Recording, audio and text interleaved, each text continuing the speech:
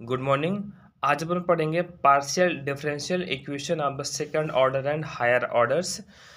इसके पहले हमने लाप्लास लाप्लास इनवर्स है ना, और Lagrange's partial differential equations, partial differential equations के standard form, formation of partial differential equation, इन सब के बारे में हम पढ़ चुके हैं।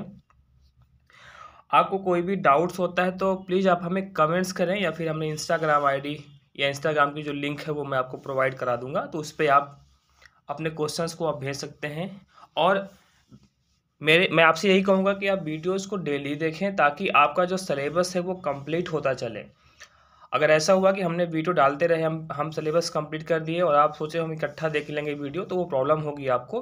तो डेली का डेली आप आधे घंटे का टाइम वीडियोस को देखने के लिए लगाइए ताकि आप उसकी नोट्स कंप्लीट कर पाएँ। और फिर जैसे ही ये सिलेबस जो भी यूनिट, जैसे हमने अभी डिफरेंशियल इक्वेशन में स्टार्ट किया हूँ, तो जैसे ही डिफरेंशियल इक्वेशन खत्म होगा हम उसका प्रैक्टिस सेट आपको देंगे। तो जब आप पढ़े नहीं रहेंगे तो उन प्रैक्टिस सेट को कैसे सॉल्व कर पाएंगे। इसलिए बेहतर यही है कि डेली का डेली आधे घंटे आप वीडियो देखिए, उसको कंप्लीट करिए, नोट्स बनाइए, और फिर जैसे ही प्रैक्टिस सेट आए तो आप उसको सॉल्व करिए। आप हमारे चैनल को सब्सक्राइब जरूर करें और इसे शेयर भी करें। तो चलिए आज पढ़ते हैं partial differential equation of second order. Second order, हमने ऑर्डर और डिग्री आपको बता दी है कि ऑर्डर और डिग्री पार्शियल डिफरेंशियल इक्वेशन की क्या होती है। अब हम यहाँ पे पढ़ेंगे partial differential equation of second order. जब पार्शियल डिफरेंशियल इक्वेशन जो होगा उसकी जो ऑर्डर होगी, कितना होगा उसका ऑर्डर, 2 होगा, ठीक है, दैट इज सेकंड ऑर्डर का होगा। तो हमें यहाँ पे कैसे इसको फॉर्म करते हैं हम इसके बारे में पढ़ेंगे। जैसे यहाँ पे हमने एक इक्वेशन लिया है एक्स वाई एस, ठीक है। एक्स वाई एस क्या है, एक्स वाई तो ठीक है, और एक्स क्या होता है, एक्स के बारे में हमने बताया था कि एक्स किसको डिनोट करता है, एस मीन्स क्या होता है, डेल टू जेड अपन डेल एक्स डेल वाई, ठीक है। हमने आर आपको बताया था, आर क्या होता है, हमने आपको बताया कि एस क्या होता है, ठीक है। हमने आपको बताया टी क्या होता है, ठीक है। यहाँ पे क्या है, del two Z upon that is X Y into S का मतलब होगा del two Z upon del x del Y equal to 1।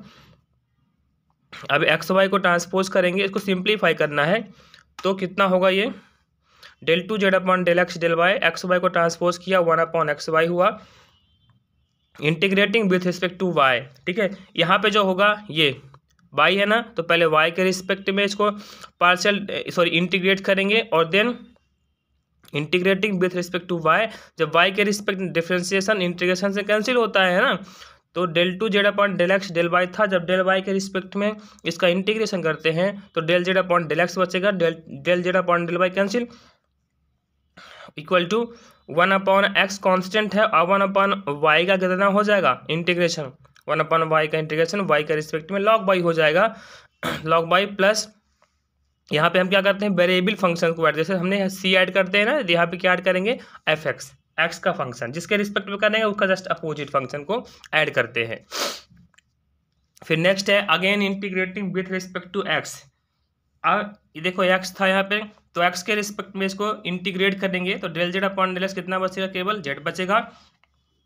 अब देखिए 1 अपॉन एक्स कितना होगा, इंटीग्रेशन एक्स के रिस्पेक्ट में लॉग एक्स होगा, लॉग बाई कॉन्स्टेंट है, प्लस ये जो आपका फंक्शन था इसका भी हम क्या करेंगे, इंटीग्रेट करेंगे, तो integration of F X into D X plus constant add करेंगे एफ वाई। अब एक्स के रिस्पेक्ट था तो कॉन्स्टेंट जो ऐड करेंगे वो एफ वाई करेंगे, Z equal to log X log Y plus, अब इसका इंटीग्रेशन मान लिया कितना है, 5x है, प्लस एफ वाई, ये आपका इसका इंटीग्रेशन हो गया, सिंपल सा है। इसके बाद जैसे एक क्वेश्चन और है आपके पास, s equal to x upon y plus a, ठीक है। तो S equal to x upon y plus a, s का मतलब क्या हुआ, del two Z upon del x del Y equal to x upon y plus a. अब यहाँ पर y है तो पहले y के रिस्पेक्ट में इंटीग्रेट करो, जब y के रिस्पेक्ट में कर देंगे तो del Z upon del x बचेगा इक्वल टू x हुआ, 1 अपॉन वाई बचा, 1 अपॉन वाई का इंटीग्रेशन y के रिस्पेक्ट में log y हो गया, तो log y और प्लस ax कितना हो जाएगा, a का कितना होगा, ax होगा, प्लस कोई कांस्टेंट ऐड करना है तो कांस्टेंट का ऐड कर दो f ऑफ x, अगेन इसका फिर से कर दो। अब x के रिस्पेक्ट में इंटीग्रेट कर देंगे तो z बचेगा, x का हो जाएगा X square upon 2 log Y plus a X का हो जाएगा एक्स स्क्वायर अपॉन 2 प्लस इसका इंटीग्रेशन हमने मान लिया क्या है, कैपिटल एफ एक्स, और एक कांस्टेंट ऐड करना है तो क्या ऐड करेंगे इस बार, y। कुछ भी आप कांस्टेंट को ऐड कर सकते हैं या फिर आपके ऑप्शन पे डिपेंड करेगा कि उसने ऑप्शन कैसे पूछे हैं। ठीक है, तो ये सेकंड ऑर्डर का लीनियर पार्शियल डिफरेंशियल इक्वेशन हुआ। नेक्स्ट है classification of linear partial differential equation of second order. Consider a partial differential equation of second order in two independent variable X and by of the form R R S S plus T T plus F of X Y Z P Q equal to 0 where R S and T are continuous function of X and Y. R S और T क्या होंगे, continuous function होंगे। और small are के बारे में आप जानते हैं क्या होता है, small R del two Z upon del x two, small S क्या होता है del two Z upon del x del Y, और स्मॉल टी क्या होता है del two Z upon del Y two. ठीक है, आर एस और टी क्या है, एक्स वाई के फंक्शन है और जो कि कंटिन्यूअस है। Then equation first is called, ये आपको कंडीशन याद रखनी है, ये सिलेबस में है आपके। देन इक्वेशन फर्स्ट, तो ये जो आपका जो भी आपका पार्शियल डिफरेंशियल इक्वेशन होगा उसको हम हाइपरबोलिक, किसी भी पॉइंट पे हाइपरबोलिक बोलेंगे कब, if S square minus 4RT is greater than 0। ये कंडीशंस आपको याद रखनी है, इससे रिलेटेड क्वेश्चंस आते हैं। फिर पैराबोलिक कब होगा, when S square minus 4RT equal to 0। Elliptic कब होगा, if S square minus 4RT less than 0। ठीक है, फिर देखो आप, जैसे हमने एक इक्वेशन लिया del two U upon del T two plus del two U upon del x del T plus del two U upon del x two. ठीक है, यहाँ पे देखो del two U upon del x del T del x del Y, तो S equal to कितना हुआ 1, ये क्या हो जाएगा, ये हो जाएगा आपका आर। ठीक है, एक्स के रिस्पेक्ट में, यहाँ पे वाई के प्लेस में उसने टी लिया हुआ है।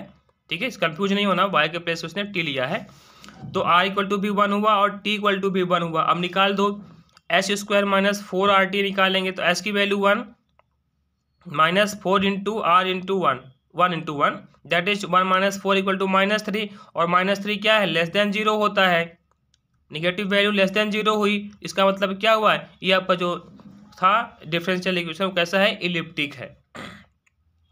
कंडीशंस पूछता है ना कि ये मतलब फॉर्म पूछ लेता है कि इलिप्टिक है, सर्कल है या फिर हाइपरबोलिक है, जो भी है। ठीक है, इसके बाद अब इसको देख लो, del two Z upon del x two plus x square del two Z upon del Y two, ये क्या है हमें बताना है। तो इसे हम कैसे सॉल्व करेंगे आप यहाँ पे देख सकते हो, इसको हम सॉल्व करते हैं। सबसे पहले यहाँ पे देखो आप, आर कितना होगा, del two Z upon del x two, ये क्या होता है स्मॉल आर, इसका जो कोफिशिएंट होगा वो कैपिटल आर होगा, तो कोफिशिएंट 1 है। ये क्या होगा आपका, ये टी होगा, टी की वैल्यू कितनी है 1 है, सॉरी एक्स स्क्वायर है, और एस कितना है, एस तो हमारे पास है ही नहीं, इसलिए एस क्या हो जाएगा 0। अब निकाल दो एस स्क्वायर माइनस 4RT, तो एस की वैल्यू 1, एस की वैल्यू सॉरी 0 है, तो 0 माइनस 4 1 इंटू एक्स स्क्वायर ये क्या है -4x स्क्वायर। अब आप यहाँ पे देखो ये -4x स्क्वायर है, और ये क्या है देखो x की पावर 2 है, that is a even number है, x स्क्वायर है, तो x की वैल्यू चाहे आप पॉजिटिव रखो चाहे नेगेटिव रखो, ये हमेशा क्या होगा, ये हमेशा पॉजिटिव आएगा, बट यहाँ पे माइनस बाहर से लगा हुआ है, इसलिए हमेशा क्या होगा, नेगेटिव होगा, इसलिए क्या हो जाएगा, ये भी आपका इलिप्टिक हो गया। ठीक है, ये भी क्या हो जाएगा, इलिप्टिक हो जाएगा। तो इस तरह से इन क्वेश्चंस को करना है, मेन आपको इसी पे ध्यान देना है, क्लासिफिकेशन पे, क्लासिफिकेशंस के क्वेश्चंस आते हैं। फिर नेक्स्ट है आपका, अब हम पढ़ेंगे पार्शियल डिफरेंशियल इक्वेशन को सॉल्व करने की 4-बिट मेथड। ठीक है, ये 4-बिट मेथड भी हम पढ़ लेते हैं। हमने पहले आपको क्लासिफिकेशन पढ़ा दिया और सेकंड ऑर्डर पढ़ा दिया, लेकिन पहले जब हम जो पढ़ रहे थे, जैसे हमने लैग्रांजेस पढ़ा, formation of partial differential equation पढ़ा। ठीक है, फिर स्टैंडर्ड फॉर्म पढ़े। हम यहाँ पे 4-बिट मेथड छूट गई थी, तो पहले थोड़ा सा इस पर फोकस कर लेते हैं, इसके बाद फिर से हम रिटर्न होंगे सेकेंड ऑर्डर वाले में पार्शियल डिफरेंशियल इक्वेशन में। तो 4-बिट मेथड ये आपका पार्शियल डिफरेंशियल इक्वेशन होगा। आपको मेन चीज़ इसमें याद रखनी है, आपको याद क्या करना है, 4-बिट मेथड का एक्सिलरी इक्वेशन। ठीक है, चारपीट मेथड का एक्सिलरी इक्वेशन आपको याद रखना है। तो क्या है चारपीट? इसका एक्सिलरी इक्वेशन होता है del P upon del F upon del X plus P del F upon del Z equal to D by upon del F upon del Y plus Q del F upon del Z equal to D Z upon minus P del F upon del P minus Q del F upon del Z equal to D X upon minus del F upon del P equal to D Y upon minus del F upon del Q. इसमें भी करना क्या होता है? इसमें करना हमें वही चीज़ है क्या कि सबकी वैल्यू को पुट करने के बाद हमें दो रेशियोज को लेकर के हमें पी और क्यू की वैल्यू को फाइंड करना है। जैसे हम लैग्रांजेस में करते थे, सेम यहाँ पे हम चारपीट में भी करेंगे। ठीक है, कभी कभी चारपीट इक्वेशन ही पूछ लेता है। कोई भी आपके पास पार्शियल डिफरेंशियल इक्वेशन दे दिया, आप पूछ लिया कि इसका चारपीट एक्सिलरी इक्वेशन कौन सा होगा, तो आपको वहाँ पे बताना होता है। तो ये जब हम याद रखेंगे, वैल्यू को पुट करके बता देंगे कि हाँ इसका एक्सिलरी इक्वेशन ये होगा। ठीक है, जैसे हमें यहाँ पे देखो Z equal to P X plus Q Y plus P square plus K square, इसका एक्सिलरी इक्वेशन क्या होगा वो हम निकालते हैं। तो D P upon del F upon del X, आपका ये पूरा एफ होगा। ठीक है, तो del F upon del X देखो, आप इसको एक और सिंप्लीफाई कर लो। पहले जेड को भी ट्रांसपोज कर दो उधर, तो P X plus Q Y plus P square plus Q square minus Z equal to 0। इसी को क्या मान लिया अपन ने? एफ मान लिया। ठीक है, ये एफ के इक्वल हुआ। तो D P F del F upon del X, F का एक्स के रिस्पेक्ट में, तो यहाँ पे देखो पी एक्स लिखा है तो एक्स के रिस्पेक्ट में करेंगे तो ये 0 ये 0 ये 0 ये 0, क्योंकि एक्स है ही नहीं, इसका 1 हो जाएगा। कितना बचेगा? P plus P del F upon del Z, F का जेड के रिस्पेक्ट में, यहाँ भी जेड नहीं है, 0 ये 0 ये 0 ये 0, यहाँ पे जेड है, कितना हो जाएगा? -1 equal to D Y, sorry यहाँ पे आपका डी क्यू होगा, then D Q upon del F upon del Y, F का वाई के रिस्पेक्ट में, तो वाई कहाँ है? ये है, देखो आप, यहाँ भी नहीं है, यहाँ भी नहीं है, यहाँ भी नहीं, यहाँ भी नहीं, तो 0 हो गया। पार्शियल डिफरेंशिएशन है, ये क्यू वाई है, तो वाई का 1 दैट इज क्यू बचेगा। फिर प्लस, फिर आप क्या लेंगे यहाँ से? प्लस ले करके Q del F upon del Z, F का जेड के रिस्पेक्ट में -1 हुआ इक्वल टू, फिर है आपका D Z upon minus P del F upon del P, F का पी के रिस्पेक्ट में, तो पी यहाँ पर भी है, तो पी का हमने किया तो पी का 1, तो एक्स बचा एक्स। ठीक है, फिर माइनस क्यू एफ का जेड के रिस्पेक्ट में, तो एफ का, सॉरी यहाँ पे क्या होगा? डेल एफ अपॉन ये डेल क्यू होगा। ठीक है, डेल क्यू, क्यू का हुआ तो वाई बचेगा। ठीक है, अच्छा यहाँ पे एक चीज़ अभी ध्यान देनी पड़ेगी, माइनस क्यू, अच्छा ठीक है, अभी यहाँ पे इसको अलग से करते हैं। यहाँ पे डी जेड अपॉन, थोड़ा सा मिस्टेक हो गया था, minus P del F upon del P, P के रिस्पेक्ट में करेंगे तो यहाँ पे आएगा पी का हुआ कितना? 1, तो यहाँ बचा एक्स, यहाँ पर भी तो पी था, उसको हमने देखा नहीं था, ये हो गया 2p। फिर माइनस क्यू, अब क्यू के रिस्पेक्ट में करो तो यहाँ पर बचेगा वाई प्लस 2q। ठीक है, फिर equal to D X upon minus del F upon del P, del F upon del P कितना है?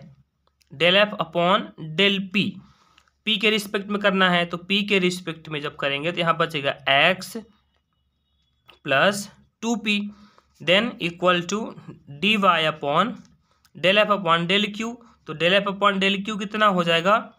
Minus del F upon del q में आया था कितना आया था? y plus 2q। ठीक है, तो ये आपका हो गया एक्सिलरी इक्वेशन। इसको और सिंप्लीफाई करेंगे तो आप अगर देखो प्लस p और ये माइनस p हो जाएगा तो कितना बचेगा? 0 equal to D Q upon Q minus Q, ये भी कितना बन गया? 0। फिर क्या है? डी जेड अपॉन, ये तो एज इट इज लिख देंगे इसको, तो minus P into X plus 2p minus Q into Y plus 2q equal to D X upon, ये बचेगा minus X plus 2p equal to D Y upon minus Y plus 2q। ठीक है, तो ये तो आपका निकल गया इसका एक्सिलरी इक्वेशन। ठीक है, फिर इसके बाद हमें रेशियोज को लेकर के हमें इसे सॉल्व करना पड़ता है। तो जैसे हमने फर्स्ट रेशियो ले लिया, क्योंकि इस पे 0 है, तो जब 0 है तो इसको हम कैसे सॉल्व करेंगे, देखो आप यहाँ से कितना है, dp/0, दैट इज dp = 0 हुआ, तो हमने क्या किया, इसका इंटीग्रेशन कर दिया, तो इसका हो गया p = एक कांस्टेंट लेना था, हमने क्या ले लिया, a ले लिया। ठीक है, उसके बाद सेकंड रेशियो लिया, सेकंड रेशियो में कितना है, dq/0, दैट इज dq कितना आ जाएगा, 0, इसको इंटीग्रेट करो तो कितना हो जाएगा, q = एक नया कांस्टेंट ले लिया b। ठीक है, तो p की वैल्यू भी मिल गई और q की वैल्यू भी मिल गई। ठीक है, जब p और q की वैल्यू मिल गई तब हम क्या करते हैं, p और q की वैल्यू को dz = pdx + qdy में पुट कर देते हैं। तो dz = p की वैल्यू है adx + q की वैल्यू है bdy। अब कर दो इसका इंटीग्रेशन, तो z = ax + by प्लस एक अलग से कांस्टेंट ले लो c। यही आपका चारपीट मेथड से इस डिफरेंशियल इक्वेशन का सलूशन है। ठीक है, और भी क्वेश्चंस अगर आपको पढ़ने हैं, जानने हैं, या अगर ज़्यादा समझ में नहीं आया तो हमें कमेंट्स करिएगा, तो हम और भी क्वेश्चंस आपको ज़रूर बताएंगे। ठीक है, तो ये हुआ आपका हमने पढ़ लिया चारपीट मेथड भी पढ़ ली, हमने पढ़ा classification of second order partial differential equation, ये भी कंप्लीट हो गया। अब कुछ और क्वेश्चंस हम करेंगे, जैसे हमें पार्शियल डिफरेंशियल इक्वेशन का में पढ़ेंगे हम होमोजीनियस, ठीक है, समघात। तो एक और चीज़ पढ़ते हैं यहाँ से हम, homogeneous linear partial differential equation with constant coefficient. ठीक है, यहीं से हम इसका कंप्लीमेंट्री फंक्शन CF निकालेंगे, हम फिर PI निकालेंगे, पर्टिकुलर इंटीग्रल निकालेंगे। तो अभी पढ़ते हैं homogeneous linear partial differential equation with constant coefficient, अचर गुणांक वाले समघात रैखिक आंशिक अवकल समीकरण। ठीक है, एक चीज़ आप ध्यान रखिए हमेशा कि जो पार्शियल डिफरेंशियल इक्वेशन का जो फॉर्मेशन होता है, जो नोटेशन होता है, वो हम कैसे इसको डिनोट करते हैं। तो यहाँ पे देखो, जैसे हमने एक पार्शियल डिफरेंशियल इक्वेशन लिया, मैं भी इसको बताता हूँ कि इसको डिनोट कैसे करते हैं। A linear partial differential equation with constant coefficient in which all the partial derivatives of the same order is called homogeneous linear partial differential equation with constant coefficient। ठीक है, तो जैसे a0 d⁻n plus a1 d⁻n-1 d dash plus so on an d dash n। यहाँ पे d⁻n का मतलब क्या है, फंक्शन का n टाइम्स डिफरेंशिएशन x के रिस्पेक्ट में, और d डैश का मतलब होता है partial differentiation with respect to y। d का मतलब हुआ x के रिस्पेक्ट में पार्शियल डिफरेंशिएशन, और d डैश का मतलब हुआ y के रिस्पेक्ट में पार्शियल डिफरेंशियल इक्वेशन। इसके बाद हम इसका एक्सिलरी इक्वेशन फाइंड करते हैं। तो एक्सिलरी इक्वेशन हमने इसके पहले भी निकाले थे, बट यहाँ पे एक बार बताते हैं। एक्सिलरी इक्वेशन में d के प्लेस पे m पुट करना होता है और d डैश के प्लेस पे 1। ये ध्यान रखिए, यहाँ से आपका एक्सिलरी इक्वेशन निकलेगा, सहायक समीकरण। ठीक है, फिर उसके बाद m की वैल्यूज पे डिपेंड करता है कि m के क्या क्या रूट्स आते हैं, m के क्या क्या मूल आते हैं। ठीक है, कभी कभी रूट्स जो होते हैं वो रिपीट होते हैं, कभी कभी डिफरेंट रूट्स आते हैं। दोनों केसेस पे हम पढ़ेंगे। तो केस नंबर फर्स्ट बनता है when m1 m2 m3 and so on mn are different roots, मतलब जो भी हमने एक्सिलरी इक्वेशन बनाया उसके हमें डिफरेंट रूट्स मिले, मतलब अलग अलग उसके मूल मिले, तो उसका कंप्लीमेंट्री फंक्शन क्या होगा। हमें कंप्लीमेंट्री फंक्शन और particular integral that is CF और PI दोनों को फाइंड करना होता है। तो CF = जैसे हमें क्या मिला, डिफरेंट मान लिया कि जो रूट्स हैं हमें m1 m2 m3 मिले, तो phi1y plus m1x plus phi2y plus m2x plus phi3y plus m3x plus and so on. ठीक है, डिफरेंट रूट्स m1 m2 क्या है, ये रूट्स हैं आपके। तो ये कंप्लीमेंट्री फंक्शन अगर किसी भी डिफरेंशियल इक्वेशन के इक्वल टू पे, मतलब ये वाला जो फंक्शन है अगर वो 0 है तो केवल कंप्लीमेंट्री फंक्शन निकलेगा, ये भी ध्यान रखना है। अगर इक्वल टू पे क्या है, 0 है, तो केवल हमें क्या मिलेगा, CF मिलेगा। बट अगर इक्वल टू में कोई भी फंक्शन है चाहे वो कांस्टेंट हो, चाहे ट्रिग्नोमेट्री हो या एक्सपोनेंशियल हो, कोई भी फंक्शन हो तो हमें वहाँ से पी भी निकालना पड़ता है। ठीक है, तो फिर केस नंबर 2 है when auxiliary equation has two equal roots और रिपीटेड रूट्स। ठीक है, तो जैसे मान लो कि 2 रूट्स अगर रिपीट हो रहे हैं तो क्या होगा, 5y प्लस एम एक्स, मतलब एम रिपीट हुआ, 5y प्लस एम एक्स, फिर प्लस एक्स हो जाएगा यहाँ पे 5y plus M x. Suppose करो 3 रूट्स रिपीट होते तो नेक्स्ट स्टेप क्या होता, plus x square 5 3y plus M X, और भी रिपीट होते तो X cube 5 4y plus M X. अब 5 के प्लेस में आप एफ भी ले सकते हैं, जी भी ले सकते हैं, पर ध्यान रखिएगा बस जो ऑप्शन में होगा उसी के अकॉर्डिंग सॉल्व करेंगे। जैसे del 2 Z upon del X 2 minus 3 del 2 Z upon del x del Y plus 2 del 2 Z upon del Y 2 equal to 0। ये आपके पास है, इक्वल टू पे 0 है ना, तो केवल हमें क्या मिलेगा, केवल हमें सी एफ मिलेगा। तो D square minus 3 D dash plus 2 D dash का whole square z equal to 0। पहले हम क्या फाइंड करेंगे, इसका एक्सिलरी इक्वेशन। तो एम स्क्वायर डी के प्लेस पे हमने बोला एम पुट करना है और डी डैश के प्लेस पे 1 पुट करना है। क्या हुआ, ये M square minus 3m into 1 होगा डी डैश के प्लेस पे, तो 3m प्लस डी डैश के प्लेस पे 1 का स्क्वायर कितना बचेगा 1, दैट इज 2।